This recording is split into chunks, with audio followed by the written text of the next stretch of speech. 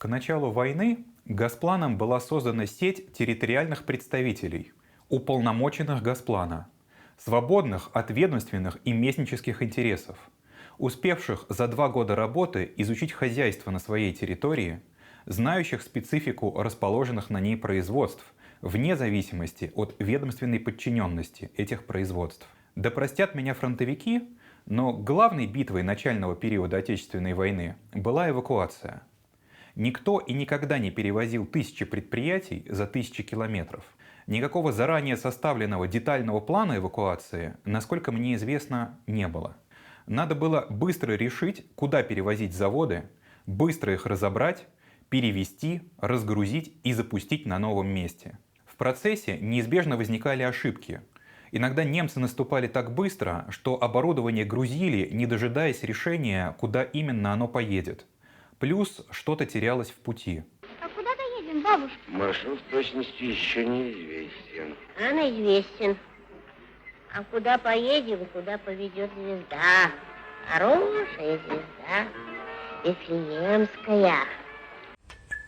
Возникали так называемые бездокументные грузы, то есть грузы без адресата, непонятно для кого предназначенные. В эвакуации важную роль сыграли уполномоченные Газплана. Именно они должны были быстро найти на своих территориях площадки для размещения заводов, понять, для каких прибывающих производств в районе есть сырьевая база, и как из новой комбинации заводов можно быстро составить работающий конгломерат. В этом им, безусловно, помогал двухлетний опыт работы на местах и налаженные к тому времени контакты с областным руководством. Разумеется, уполномоченные Газплана действовали в тесной связке с уполномоченными Государственного комитета обороны, но первые уже работали несколько лет, а вторые были образованы только что. Кроме того, с началом войны заместителей председателя Газплана отправили в поля для личного руководства процессом. И зампреды опирались на уже сформированный аппарат уполномоченных. Аппараты уполномоченных стали штабами зампредов. Новые производства означали резкое увеличение потребности в электроэнергии и топливе. Поэтому первым делом уполномоченных бросили на срочный поиск ресурсов увеличения выработки энергии, включающий контроль за скорейшей достройкой строящихся электростанций, расширение использования альтернативных видов топлива, например, газогенераторной смолы, контроль за бесперебойным подвозом топлива к действующим электростанциям. Здесь очередной раз критически важным оказался межотраслевой статус уполномоченных, так как, например, замнаркома нефтяной промышленности обещался увеличить загрузку часового нефтеперегонного завода, но отмечал, что завоз сырья и отгрузка готовой продукции находятся не в его компетенции, а зависят от общих условий транспорта. Также уполномоченные организовывали совещания с представителями промышленности для выработки мер экономии электроэнергии. Вторым важнейшим направлением работы уполномоченных стало информирование Газплана о ресурсах по наращиванию выпуска наиболее важных видов продукции. Чтобы раздавать задания заводам, Газплан должен был быть уверен, что те физически смогут их выполнить. Наибольшая нагрузка здесь ожидаемо легла на уполномоченного по Уралу Андреева. В октябре Андреева спрашивали о возможности организации на Березняковском содовом заводе производства ряда химикалиев, в том числе медицинского хлороформа. В ноябре требовали срочно проверить и сообщить объем возможного производства листов, труб, алюминиевых прутков на Верхнесалдинском заводе и так далее. В целом, примерно с сентября в записках уполномоченных начинают преобладать предложения по организации производства продукции для военных нужд. Андреев пишет о ресурсах использования газогенераторной смолы. Тативасян об организации производства стального литья в Армении. Цыпоруха – возможности загрузить местную промышленность Новороссийска и Краснодара спецзаказами и о проблемах кооперирования, возникающих при освоении выпуска Россельмашем спецпродукции. Качанкин предоставляет данные об оборудовании, которое может быть использовано для производства боеприпасов. В Челябинске к 75-летию Победы выпустили хороший сборник документов по эвакуации. В нем помещена записка уполномоченного Газплана по Челябинской области Маздрина, который уже 26 октября 1941 года сообщает о проблемах размещения и пуска прибывающих в Челябинскую область эвакуированных предприятий и предлагает целый перечень мер для ускорения пуска. Третьим направлением работ уполномоченных стало выявление недоиспользованного оборудования. Этот вид работ делился на две части – работа с бездокументными грузами и выявление резервов на заводах. Общественная собственность на средства производства значит, что отдельные предприятия не владеют, а только пользуются своими основными средствами. А значит, если пользуются плохо, то можно эти средства передать другим. В 1939 и 1940 годах Госпланом проводились переписи оборудования, по итогам которых Госплан готовил предложение, кому передать выявленное на заводах неиспользуемое оборудование. По новому положению о Госплане от 21 марта 1941 года в его структуре появилось управление учета и распределения материалов и управление учета и распределения оборудования. Теперь перераспределительная функция Госплана была закреплена в его структуре. Причем у уполномоченных к началу войны уже был опыт такой деятельности. В сентябре 1941 года председатель Госплана Максим Захарович Сабуров поручает уполномоченным провести проверку ремонтных мастерских, машиностроительных заводов и других подобных предприятий на предмет наличия недоиспользуемых токарных станков, которые можно было бы изъять по мобилизации на нужды обороны. Как показали результаты проверки, почти на каждом заводе находилось по нескольку токарных, сверлильных, поперечно-строгальных и других станков, а также прессов различных моделей, которые можно было изъять.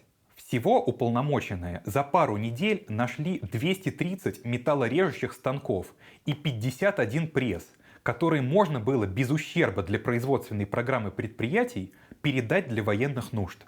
В Москве ревизию излишнего оборудования проводили уполномоченные Совнаркома.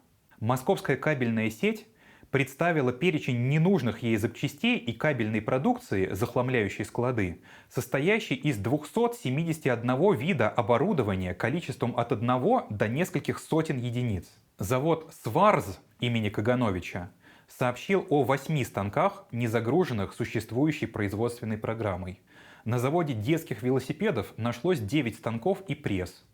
На кузовном заводе пневматический молот, о котором завод сообщил с характерной припиской «не установлен и заводу не нужен». В институте имени Баумана нашлось 5 станков, которые можно мобилизовать на спецзадания. Откликнулся даже московский детдом номер 60. Он был готов выдать на военные нужды токарные и продольно-строгальные станки. Получается, что и в довоенный период предприятия были склонны накапливать станки и запчасти про запас. Но в самый критический момент, когда эвакуируемые производства еще не заработали на новом месте, этот запас позволил как бы из ниоткуда насобирать оборудование на несколько заводов. В странах с частной собственностью на средства производства такие перераспределения попросту невозможны. Аналогичным образом использовались и эвакобазы. Уже 15 июля 1941 года вышло постановление Совнаркома о пунктах разгрузки бездокументных грузов из прифронтовой полосы, которым на председателей облисполкомов была возложена обязанность каждые 5 дней сообщать перечень принятых на эвакобазы грузов с указанием их спецификации и количества. Первоначально было решено создать 33 базы, из них 9 постоянных и 24 временных. Облисполкомам разрешалось самостоятельно передавать бездокументные грузы с эвакобаз профильным организациям, например, продукты питания и ширпотреб торговым организациям, военное имущество спецскладам Наркомата обороны и так далее. А вот о прибывающем бесхозном оборудовании исполкомы должны были отчитываться в Госплан, чтобы Госплан готовил для Совнаркома предложение, кому это оборудование выдать. На 30 июля, то есть за 2 недели с момента создания эвакобаз, на них поступило более 3000 вагонов бездокументных грузов.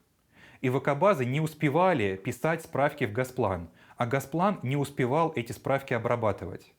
Поэтому почти сразу степень централизации стали снижать. 28 августа зампред Госплана Зеленовский пишет председателю Совета по эвакуации Николаю Михайловичу Швернику письмо с просьбой дать Госплану полномочия самостоятельно распределять наиболее важные виды оборудования без утверждения правительством, а распределение остального оборудования отдать на откуп облисполкомам. Но даже ограничившись распределением только самого ценного оборудования, Госплан все равно должен был понимать, кому на местах оно нужнее. Тут-то опять и пригодились уполномоченные. Они, исходя из ситуации на местах, сообщали свои предложения, а Госплан по ним готовил резолюции. Позднее система еще больше упростилась. Уполномоченным разрешили совместно с директорами заводов самостоятельно отбирать оборудование с ИВАК-баз, не заваливая центр телеграммами.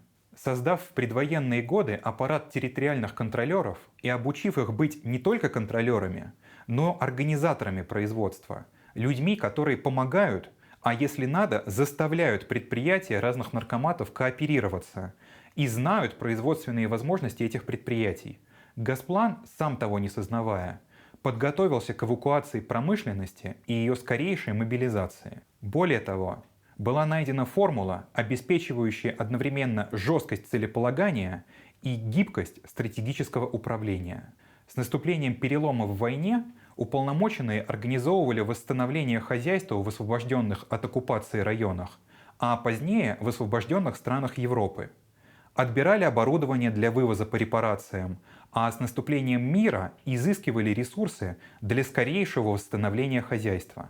Ликвидирован аппарат уполномоченных был в 1949 году, после того, как председатель Госплана Николай Алексеевич Вознесенский был снят с работы и осужден.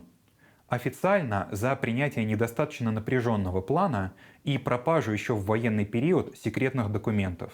С арестом Вознесенского для Госплана началась черная полоса.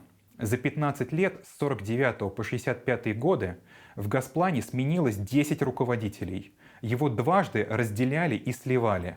Кроме того, еще в 1948 году из него выделился Госснаб, и независимым стало Центральное статистическое управление.